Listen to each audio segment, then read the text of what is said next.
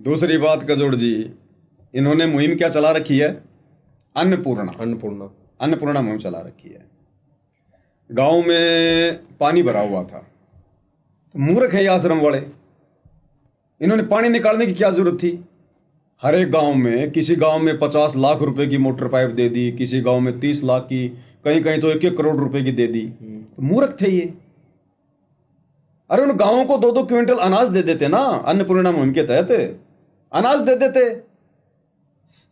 उनका 6-7 महीने का काम भी चल जाता, और 6-7 महीने में पानी भी सूख जाता, जमीन भी अच्छे से पानी को सोख लेती, तुम्हारी मोटर पाइप भी बच जाती, और सबसे बड़ा अनुदान हो जाता, और पानी सूखते ही अपने आप अपनी बिजाई कर लेते। बिल्कुल हैं, बढ़िया काम हो जाता ना इनका।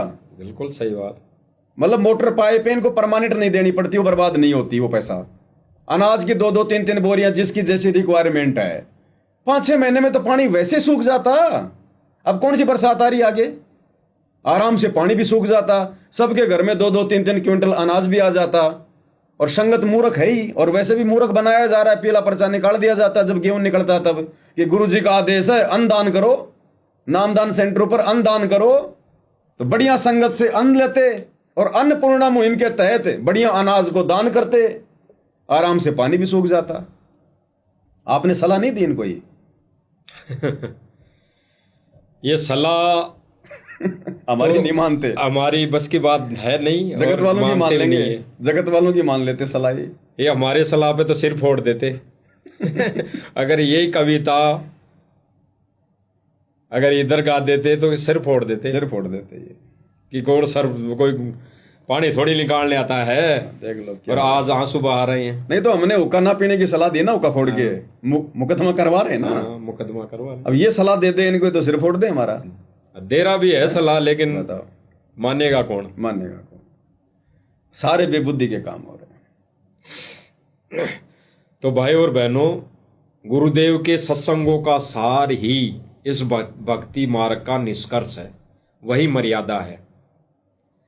तो भाई और बहनों, सब भाइयों बहनों ने देखा, और ये संदेशा हमारे आश्रम वाले भाई बहनों तक भी जाता है। तो उन्होंने भी विचार करना है। बाकी तो गुरुदेव भगवान ने तो जो करना है वो कर चुके, क्योंकि संगत 90% संगत है वो काल के पाले में बैठ चुकी है, क्योंकि धीरे धीरे उनके रंग चढ़ चुका है।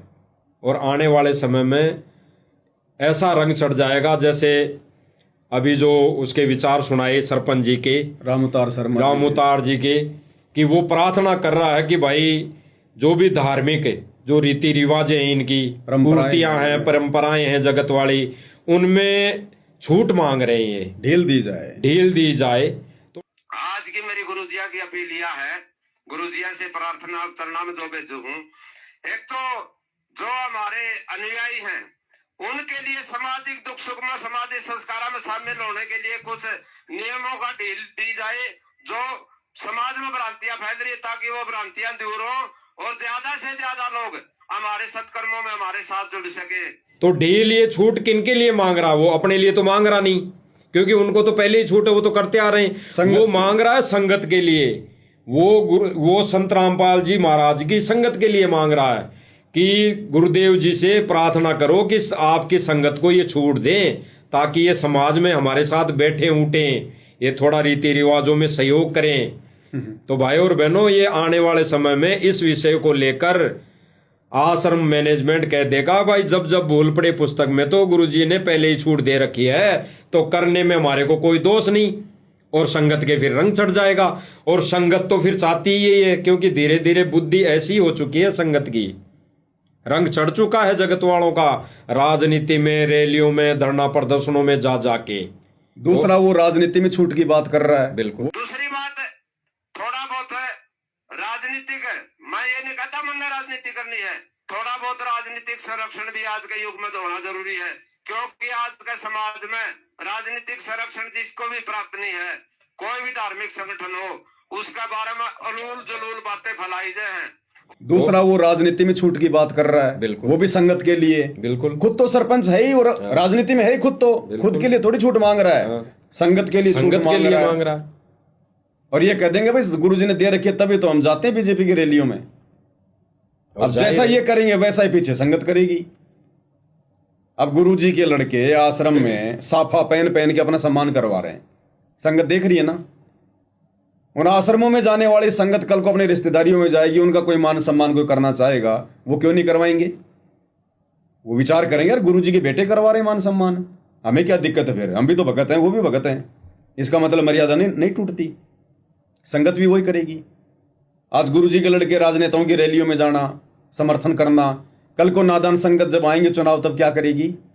वो भी अपने अपने हिसाब से अपने अपने आसपास के लोगों को समर्थन देगी कि यार जब गुरुजी के बेटे कर रहे हैं फिर हमें क्या दिक्कत है, इसका मतलब छूट है गुरुजी की तरफ से। क्योंकि ज्ञान तो संगत सुनती नहीं है, सत्संगों को तो सुन के आधार ज्ञान को बनाती नहीं है, देखा देखी में चलने की आदत बनी हुई है। तो ऐसे पूरा भगत समाज काल के लपेटे में धीरे धीरे आ रहा है।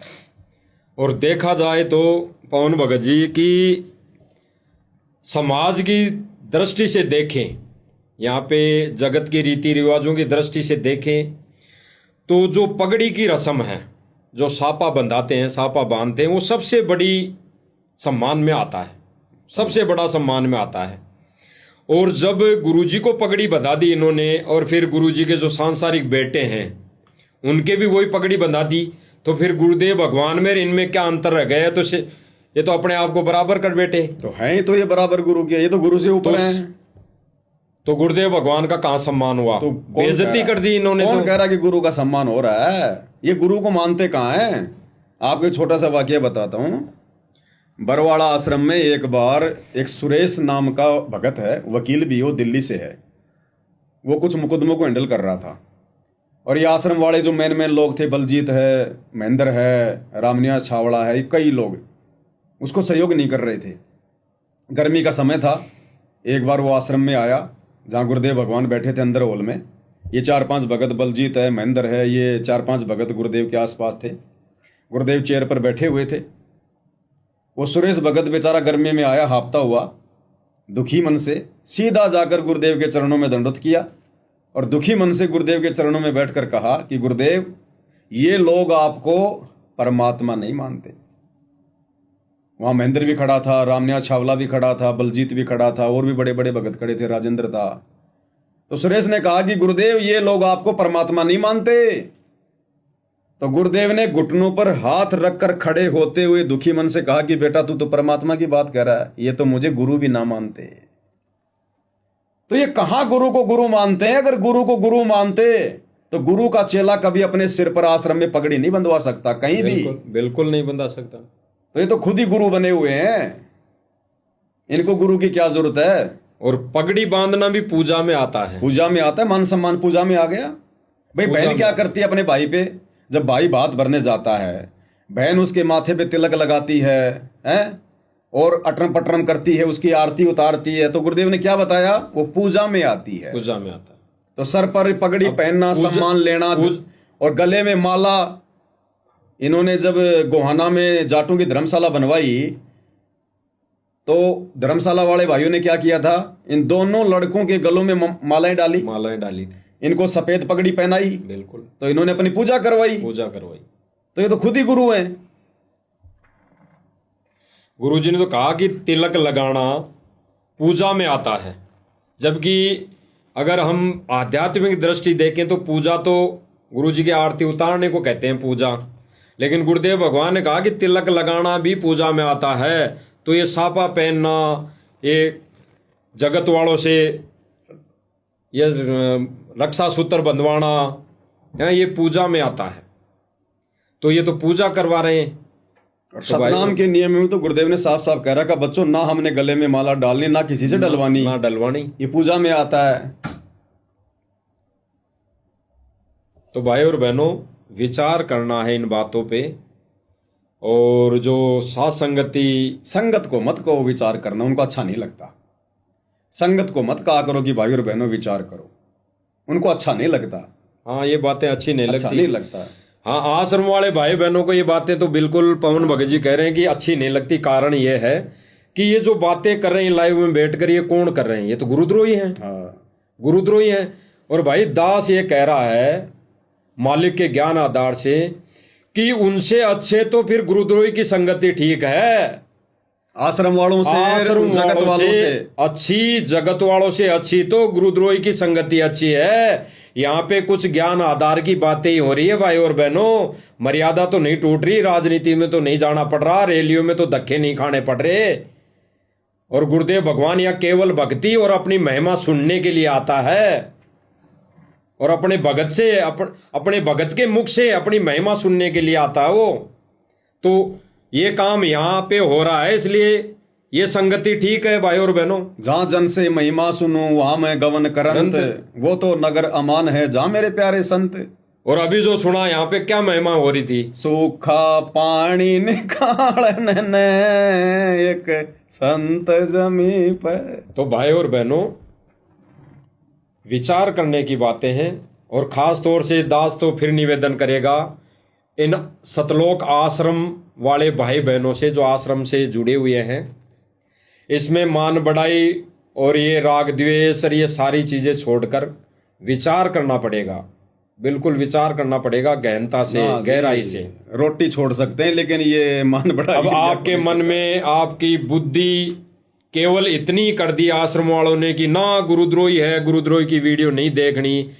तो भाई और बहनों गुरुद्रोही की परिभाषा जो है वो तो गुरुजी की निंदा करने के ऊपर होती है, भक्ति छोड़ने के ऊपर होती है, गुरुजी के विरोध में या संगत को गुरुजी के मिशन से भटकाने पर होती है। ये परिभाषा है गुरुद्रोही के। तो गुरुद्रोही गुरुद्रोही सब कोई कहे, गुरुद्रोही न जाने कोई, गुरु से बैर ईर्ष्या करे, गुरुद्रोही का सोई। तो भाई गुरुद्रोही तो वो है जो गुरुजी की निंदा करे, चुगली करे, गुरुजी के मिशन पर कोई आंट लगाए। भाई गुरुजी के मिशन पर कहां आंट लग रही है, सत्य ही तो बताया जा रहा है। भाई और बहनों गुरुदेव भगवान ने सच्चाई तो बताई अन्य पंथों की, तो इस पंथ में भी अगर कोई भाई बहन गलती कर रहा है, एक भगत भाई बता रहा है, तो इसमें क्या बुराई है? विचार करना चाहिए और ठीक लगे तो फिर बिल्कुल सही बात है। और ये तो गुरुदेव भगवान ने भी बता दी ये सारी बातें एक सत्संग में, कि अगर कोई भगत भाई बहन कुछ किसी सत्संग में से या किसी धार्मिक पुस्तक में से कोई ऐसी चीज निकाल कर, ऐसा कोई पॉइंट या संकेत निकाल कर अगर भगत भाई को बताता है, अन्य संगत को बता रहा है, तो उस पर विचार करना चाहिए, उसको फॉलो भी करना चाहिए। जैसे कुछ भाई बहन कह देते हैं कि भाई गुरुजी ने तो कहा है कि अगर कोई भगत भाई कोई भक्ति क्रिया बताता है, भक्ति विधि बताता है, तो भाई ये गुरुजी ने मना किया है, हमें तो नहीं करनी चाहिए। गुरुजी के दो तरह के आदेश होते हैं, दो तरह के ये गुरुजी ने कह दिया है कि गुरुजी प्रत्यक्ष में जो सत्संग करते हैं, प्रत्यक्ष में मुख जमानी, उनमें जो संकेत देते हैं वो एक तत्व ज्ञानी यानी ज्ञान आधारित भगत के लिए होता है। वो संकेत, उस संकेत को समझकर जो अपनी क्रिया पर सुचारू हो गया, यानी जो गुरुदेव भगवान पर समर्पित हो गया, वो एक ज्ञान आधारी भगत है। तो गुरुदेव भगवान ने तो एक सत्संग में क्लियर कर दिया, जैसे ये सत्संग गुरुदेव भगवान ने किया कि कोई भगत भाई बहन ये भक्ति क्रिया नहीं बता सकता, तो अगर ये गुरुदेव भगवान सत्संग नहीं करते तो सारे भगत बताने लग जाते आपस में, भाई तू ऐसे भक्ति कर, तू ऐसे कर, ऐसे कर। दूसरा भगत कहता मेरा जैसा तू ऐसे कर, तू ऐसे कर। तीसरा और कोई बताता विधि। तो गुरुदेव भगवान ने बताया कि अगर कोई भगत धार्मिक पुस्तक या सत्संगों के संकेत में समझकर अगर आपको ये बताएं कि भाई मैंने तो ये चीज पाई है, मैंने तो इसमें से ये चीज निकाली है, भाई तेरे भी अगर समझ में आती है ज्ञान आधार से तो तू भी कर, तो गुरुदेव भगवान ने ये कहा कि फिर उसे माननी चाहिए। अगर कोई सत्संग है जैसे तो परमात्मा बोल रहे हैं, एक एक पॉइंट में बहुत गहराई सोचना है। अब कोई भक्त ज्ञान सुना रहा है, बहुत अच्छी बात है, उसके द्वारा सुने ज्ञान पर अमल करे और उससे कहे भाई मुझे भी गुरुदेव के पास ले चलो, मेरा कल्याण करा दो। और आपने नाम ले रखा है और फिर कोई चर्चा चलती है, ऐसी कोई बात नहीं, फिर भी सुनो। और कोई पुराना भक्त है वो अच्छी अच्छी बातें बताएगा तो बहुत अच्छी बात है, गदगद हो जाओ कि मेरे गुरुजी ने कितना अच्छा ज्ञान दिया हुआ इस बच्चे को, भाई को, बहन को, और ये सब गुरुजी का ही दिया हुआ ज्ञान है, इसका नहीं है। तो ये सत्संग में भी क्लियर हो गया है कि भाई अगर कोई भाई बहन बता रहा है, कोई भाई बता रहा है, जैसे पवन भगत जी बता देते हैं, बता रहे हैं, तो भाई ये इनका ज्ञान थोड़ी है, ये तो गुरुदेव भगवान के सत्संगों में से दिया है। जैसे कई भगत भाई बहन कहते हैं कि भाई ये सिंहासन लगाना कहाँ गुरुदेव ने बताया। अरे गुरुदेव भगवान तो बताते हैं कि सतलोक में वो परमात्मा सिंहासन पर बैठा है, सिंहासन पर बैठा है, सिर पर मुकुट है, हीरा जड़ी मुकुट है, ऊपर छत्र है, रतन जड़ित मुकुट है, और सिंहासन पर वो छत्र है, और वो परमात्मा बैठा है। तो वो क्रिया हमने यहाँ करनी है। गुरुदेव भगवान ये तो कहते हैं कि जो क्रिया वहां पे जानी है साथ, वो क्रिया तुम्हें भगवान के लिए यहाँ अपनानी पड़ेगी। और ज्ञान गंगा पुस्तक में तो लिखा हुआ है, नास्त्रदमस की भविष्यवाणी में, तो गुरुदेव भगवान उसका समर्थन कर रहे हैं। तो समर्थन कर रहे हैं तो वो ये ज्ञान आधारी भगत के लिए संकेत है। यहाँ पे गुरुदेव भगवान कभी नहीं कहेंगे, और गुरुदेव भगवान ने आज तक कहा भी नहीं कि मेरी आरती उतारो, मेरी पूजा करो। लेकिन गुरुदेव भगवान ने अपने सत्संगों के माध्यम से भोग की आरती के समय या आरती के समय उन्होंने करके दिखा दी आरती। वो किसकी उतार रहे थे? अब देखो, जो गुरु को पहचान कर उनको परमात्मा मानेगा वही तो सिंहासन लगाएगा। सिंहासन लगाएगा। जो गुरु को परमात्मा मान लेगा, पहचान लेगा, वही तो आरती उतारेगा, वही तो भोग लगाएगा। बिल्कुल। तो जिनको समझ में आ गई वो क्रिया कर रहे हैं, और जिनकी बुद्धि अभी तक वहां गई नहीं है गुरु को परमात्मा मानने वाली, वो तो फिर विरोधी करेंगे। और वही सिंहासन है भाई और बहनों। जैसे गुरुजी ने कह दिया भाई, जहां जिस एक कोने में मकान के एक कोने में मंदिर बनाओ, उसमें ताक जो होती है, ताक एक कोने में ताक, नीचे वाले में दीपक लगाओ, ऊपर वाले में चाहे फोटो रख दो गुरुदेव भगवान की, तो वही सिंहासन हो गया। अगर किसी भाई बहन के वो व्यवस्था है, वैसी व्यवस्था है, तो भाई वो सिंहासन हो गया। उसके लिए आरती उतारो गुरुदेव भगवान की। और किसी भाई बहन के घर में अगर व्यवस्था है, जगह है, तो भाई वो सिंहासन कोई लकड़ी का बना के अलग से भी रख सकता है, इसमें कोई दिक्कत नहीं, सिंहासन वही है।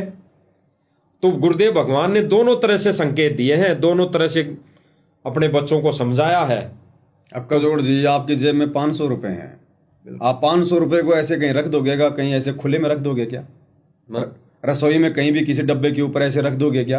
बिल्कुल। आप कितना विचार करोगे कि यार बच्चों के हाथ लग गए तो बर्बाद कर देंगे, 500 रुपए तो पूरा दिन कमाता हूं तब आते हैं, 500 रुपए में तो बहुत सारा सामान आएगा।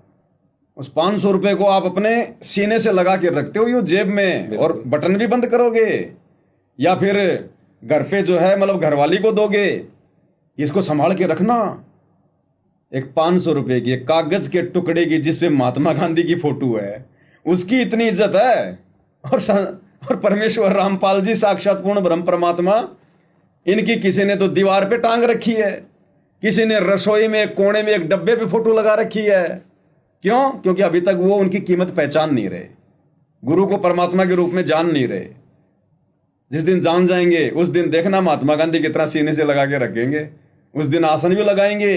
जैसा कि नास्त्रदमस ने ज्ञान गंगा पुस्तक में कहा है कि उस सायरन संत को अपना इष्ट देव मानकर, उसको सिंहासनस्थ करके, आराध्य देव मानकर उसकी पूजा करें।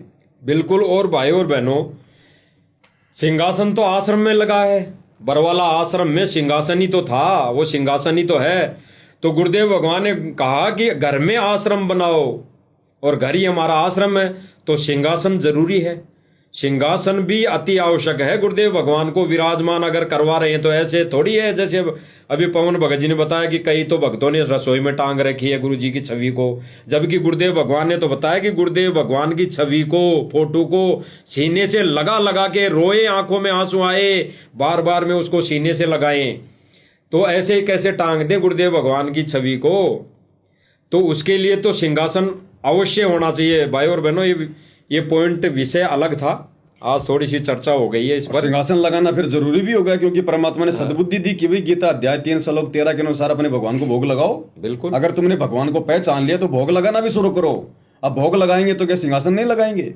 क्या परमात्मा विराजमान नहीं होंगे, बैठेंगे नहीं? जब हम 2 कोड़ी के जीव 6-6 फुट के बेड पे सो रहे हैं और हमारे भगवान वो खुट्टी पे टंगे रहेंगे। और गुरुदेव भगवान ने भगत जी ये भी तो कहा भाई और बहनों, आश्रम के अंदर जो भी भंडारा बनता था, आश्रम में, बरवाला आश्रम में जो भी भंडारा बनता था, उसका पहला यानी पहले भोग परमात्मा के निमित्त निकाला जाता था और वो भोग लगाया जाता था। तो घर में जब आश्रम है और घर में भंडारा बन रहा है, तो क्यों ना हम पहले परमात्मा को भोग लगाएं। और भोग अगर परमात्मा को लगेगा भाई और बहनों, तो उसकी व्यवस्था भी करनी पड़ेगी।